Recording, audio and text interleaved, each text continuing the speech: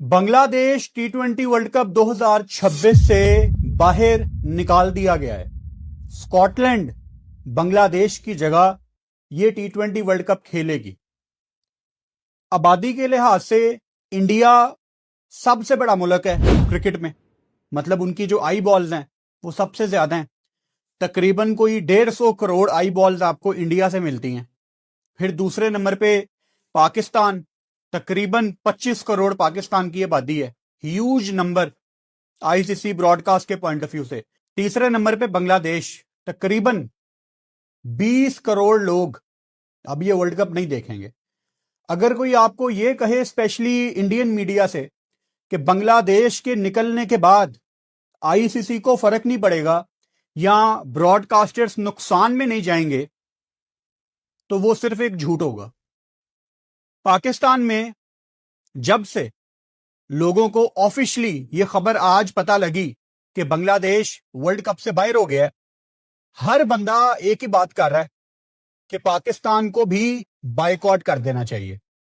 और जो हमारे कुछ फॉर्मर क्रिकेटर्स हैं वो भी यही कह रहे हैं कि हाँ बायकॉट करो, यही टाइम है इंडिया को सबक सिखाने का। ये सारी बातों की तरफ अभी मैं आता हूं, लेकिन अब क्योंकि ऑफिशियली बांग्लादेश बाहर निकल चुका है, मेरा सवाल आपसे यह है कि क्या पाकिस्तान को वाकई बायकॉट करना चाहिए? इससे पहले कि आप इसका जवाब नीचे कमेंट बॉक्स में लिखें, मैं आपको हिस्ट्री में लेके जाता हूं।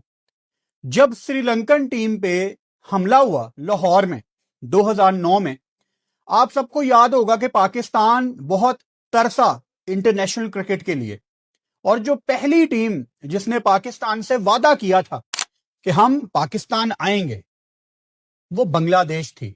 लेकिन बांग्लादेश ने ऐन मौके पे पाकिस्तान को धोखा दे दिया था। यह बात है अक्टूबर 2012 की।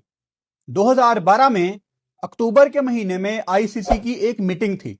उस टाइम पाकिस्तान क्रिकेट बोर्ड के चेयरमैन थे जका अशरफ। उन्होंने आईसीसी की इस मीटिंग में बांग्लादेश को मनाया कि हमें इंटरनेशनल क्रिकेट चाहिए, आप पाकिस्तान आए, हम आपको बड़ी जबरदस्त सिक्योरिटी प्रोवाइड करेंगे। बांग्लादेश ने यह नहीं कहा कि हम सोचेंगे। बांग्लादेश ने अक्टूबर 2012 में पाकिस्तान क्रिकेट बोर्ड के चेयरमैन जका अशरफ को यह कमिटमेंट दी थी कि हम जनवरी 2013 में, यानी कि ठीक अगले साल के पहले महीने, हम पाकिस्तान आएंगे। अब नवंबर गुजर गया, दिसंबर शुरू हो गया। दिसंबर के मिड में जाके पाकिस्तान क्रिकेट बोर्ड ने बांग्लादेश से राब्ता किया कि आपने हमसे कमिटमेंट की थी कि जनवरी में हम पाकिस्तान आएंगे, ये जनवरी अगला महीना है, हमें बताएं, क्योंकि 2009 के बाद पाकिस्तान में कोई इंटरनेशनल टीम आई नहीं थी।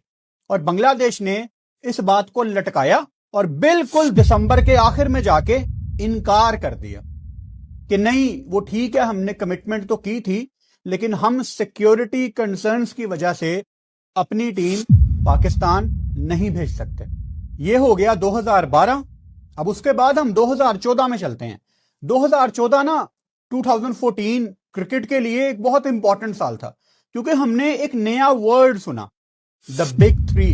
आपको याद होगा, इंडिया ने ऑस्ट्रेलिया और इंग्लैंड के साथ मिलके द बिग थ्री मॉडल दुनिया को बताया कि हम हैं क्रिकेट को चलाने वाले 3 बड़े बोर्ड और सारे हमारे नीचे हैं। उस टाइम पाकिस्तान क्रिकेट बोर्ड ने इसकी बड़ी मुखालफत की थी, क्योंकि ये बिल्कुल क्रिस्टल क्लियर बात थी कि अगर इंडिया, ऑस्ट्रेलिया, इंग्लैंड ऊपर से सब कुछ चलाएंगे तो नीचे वालों को कभी भी वो राइट्स नहीं मिलेंगे। इसी सिलसिले में पाकिस्तान क्रिकेट बोर्ड ने साइडलाइंस मीटिंग शुरू की, जिसमें पाकिस्तान क्रिकेट बोर्ड ने बांग्लादेश को भी ऑन बोर्ड किया कि आप आईसीसी की मीटिंग में हमारा साथ देंगे, हम ये नहीं होने दे सकते। एंड गेस व्हाट, आईसीसी की मीटिंग में बांग्लादेश ने बिग थ्री का साथ दिया, बिग थ्री को वोट दिया। उसके बदले इंडिया ने इनको ज्यादा पैसे भी दिए और इनके साथ बायलैटरल्स खेलने के वादे भी किए। यानी दूसरी दफा बांग्लादेश ने आपका साथ नहीं दिया।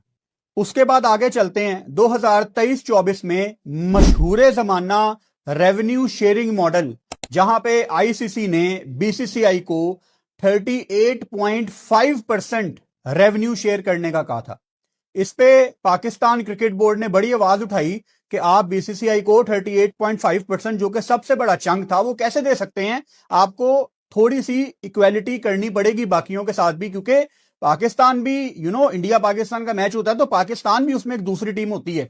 इस पे दोबारा पाकिस्तान ने बाकी क्रिकेट बोर्ड्स की तरफ देखा कि कोई उनका साथ दे ले, लेकिन इस मौके पे भी बांग्लादेश ने बीसीसीआई का साथ दिया, क्योंकि उनको पाकिस्तान से ज्यादा इंडिया के साथ अपने ताल्लुकात अजीज थे। फिर 2025 में हमारी चैंपियंस ट्रॉफी हम तरसी हुई निगाहों से देखते रहे कि कोई क्रिकेट बोर्ड हमारा साथ दे दे, बल्कि मुझे याद है कि बांग्लादेश क्रिकेट बोर्ड को चलाने वाले लोग उस टाइम अपनी प्रेस कॉन्फ्रेंस में कहते थे कि आईसीसी के हाइब्रिड मॉडल को हम बैक करते हैं। ये वही बांग्लादेश है जिसके लिए आप अपना T20 वर्ल्ड कप कुर्बान करना चाहते हैं, जिसने तारीख में कभी भी आपका साथ नहीं दिया।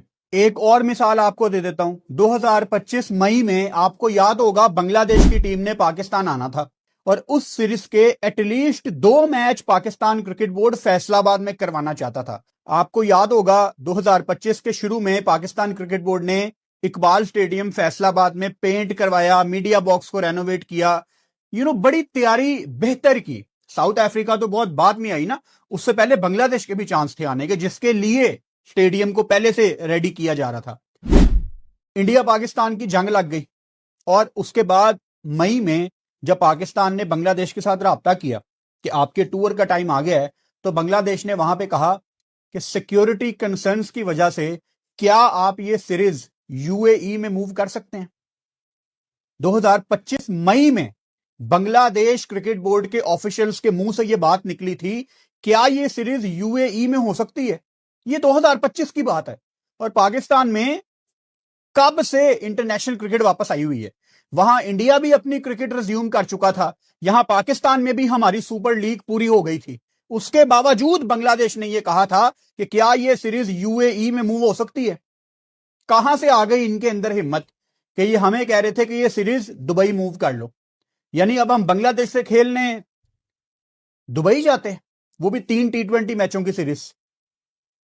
उसके बाद पाकिस्तान क्रिकेट बोर्ड ने इनको मनाया कि चलें फैसलाबाद, आपको थोड़ा सा कंसर्न शायद लग सकता है क्योंकि उस वेन्यू में काफी सालों से इंटरनेशनल क्रिकेट हुई नहीं है, हम आपको लाहौर में खिला देते हैं।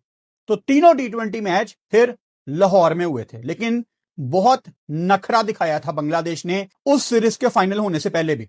लाहौर आने से भी पहले इन्होंने बहुत नखरा दिखाया था कि नहीं हमने वापस जाना है, हमारे प्लेयर्स थके हुए हैं। यानी पाकिस्तान क्रिकेट बोर्ड ने इनकी मिन्नतें की थी कि हमारे पास अभी साल के इस हिस्से में ज्यादा क्रिकेट नहीं है, आप प्लीज आ जाएं। तो ये 3 मैच खेलने आए थे। तो ये एक और एग्जांपल हो गई कि बांग्लादेश ने तो यार हिस्ट्री में कभी भी पाकिस्तान का साथ नहीं दिया। ये आपको जितनी भी एग्जांपल्स मैंने दी हैं, आप इन तमाम मिसालों को अगर साइड पे रखें और दूसरी साइड पे मैं आपको 50 से ज्यादा आईसीसी की मीटिंग्स गिनवा सकता हूं जहां पे बांग्लादेश ने कभी भी पाकिस्तान का साथ नहीं दिया, वो बीसीसीआई की गोद में जाके बैठे होते थे।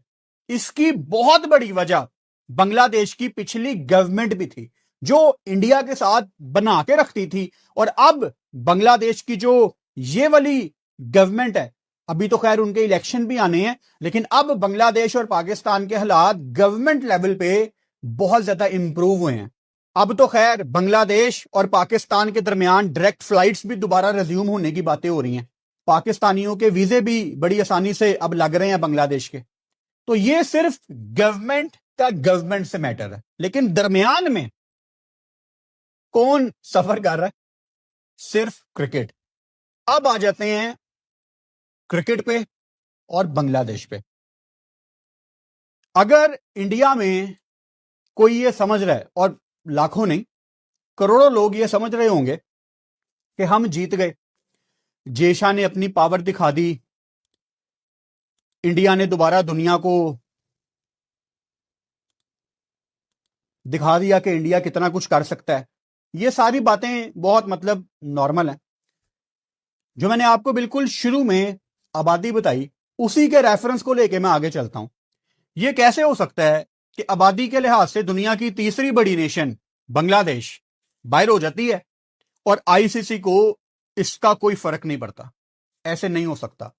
मैं आपको ऑस्ट्रेलिया और इंग्लैंड के दरमियान जो एशेज होती है उसका एक रेफरेंस कोट कर देता हूं।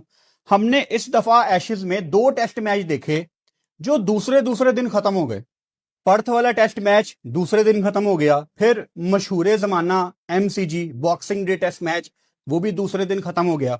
अभी तक क्रिकेट ऑस्ट्रेलिया इसका हिसाब लगा रही है कि जल्दी मैच खत्म होने की वजह से जो उनको नुकसान हुआ है, टिकटिंग का नुकसान, ब्रॉडकास्टर्स का नुकसान, वो हम कैसे पूरा करेंगे। और ऑस्ट्रेलिया एक बड़ा क्रिकेट बोर्ड है, यानी आई बॉल्स, सिर्फ आई बॉल्स मैटर करते हैं ब्रॉडकास्टिंग के लिए।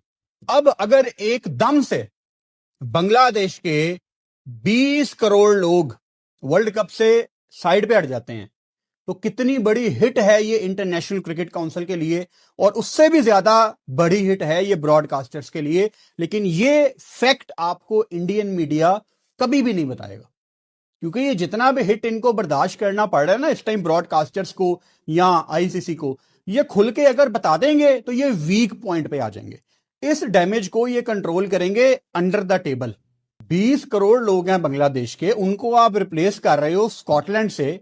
With all due respect, Scotland ने खेलना है वेस्ट इंडीज के अगेंस्ट, स्कॉटलैंड ने खेलना है इंग्लैंड के अगेंस्ट, स्कॉटलैंड ने खेलना है इटली के अगेंस्ट। इनका ग्रुप तो डेड है यार। मतलब अगर बांग्लादेश थी ना इनके ग्रुप में तो एक तो इंग्लैंड प्रोबेबली आगे जाएगी सुपर 8 में, वेस्ट इंडीज वर्सेस बांग्लादेश, ये थोड़े तगड़े मैच होने थे। पता लगना था आपको टाइम पे कि वेस्ट इंडीज ने आगे जाना है या बांग्लादेश ने आगे जाना है। बांग्लादेश हरा सकती है वेस्ट इंडीज को। एंड बाय द वे, अगर किसी को डाउट है बांग्लादेश की एबिलिटीज के ऊपर, 2024 के T20 वर्ल्ड कप में बांग्लादेश ने सुपर 8 के लिए क्वालिफाई किया था और पाकिस्तान ने नहीं किया था। इससे पहले किसी को यह लगे पाकिस्तान में खास तौर में कि बांग्लादेश ने नहीं क्वालिफाई करना था, पिछले वर्ल्ड कप में आपने नहीं किया था, बांग्लादेश ने किया था।